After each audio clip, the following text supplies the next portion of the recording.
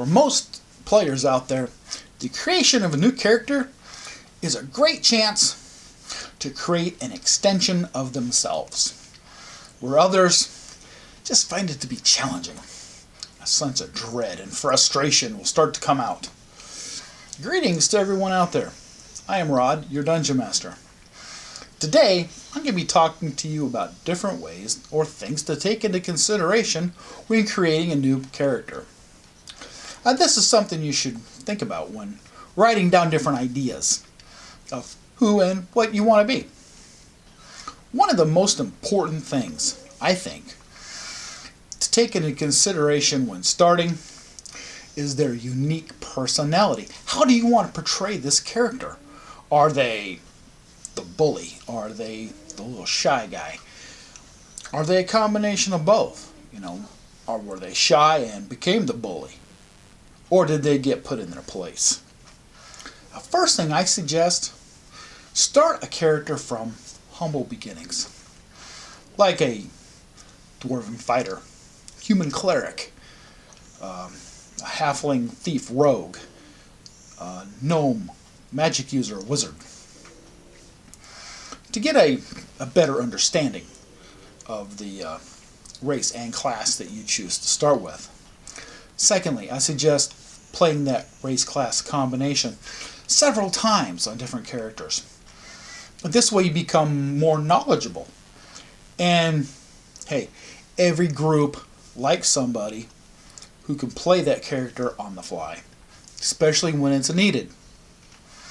There are definitely some things to be said about someone who learns and understands a specific race class.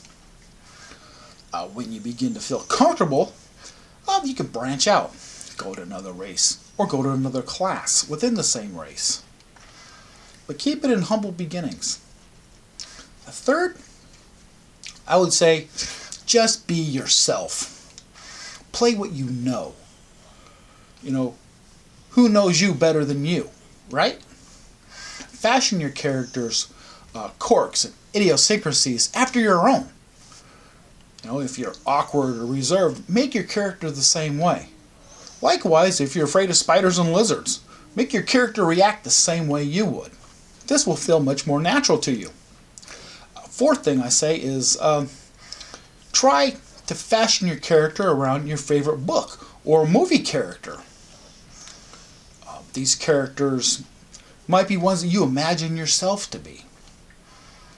So it might not be a far stretch for you to play this. Remember how awkward Luke Skywalker was in A New Hope?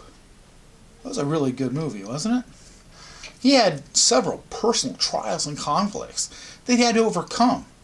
Of course, several years also, before he even started to understand what powers lied within the Force.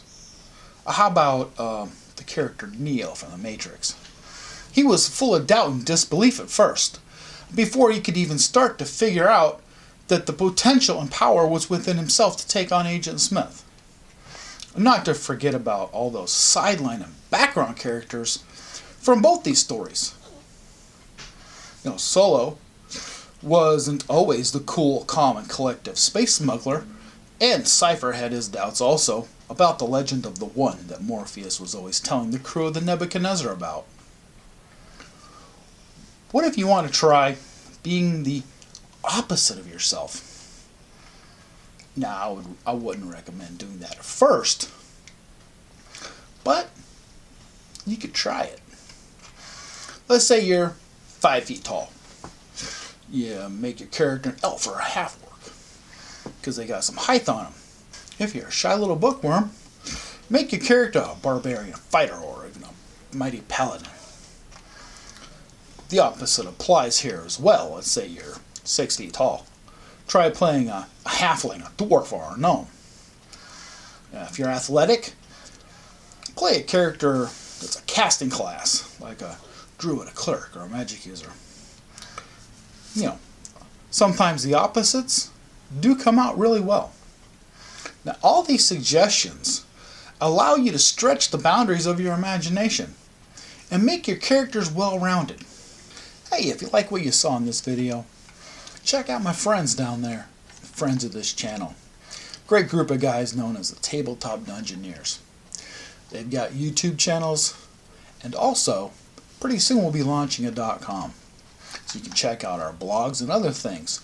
When they're ready to go, I will definitely be letting you know. The last thing I'd recommend to everyone watching this video today is have fun with your character. This will make it so that your character could be the best extension of the possibilities that you can create. Also, it'll be one that you can personally enjoy playing. There you go. Options, suggestions. What and who? What are you going to base your first character on? Now I have other videos, which I'm going to be taking down later on at the end of February, going through what they were back in first edition AD&D. Now, if you have any questions or comments, feel free to ask them down below there in those comment section. Now, thank you for joining class today. Until next time, class dismissed.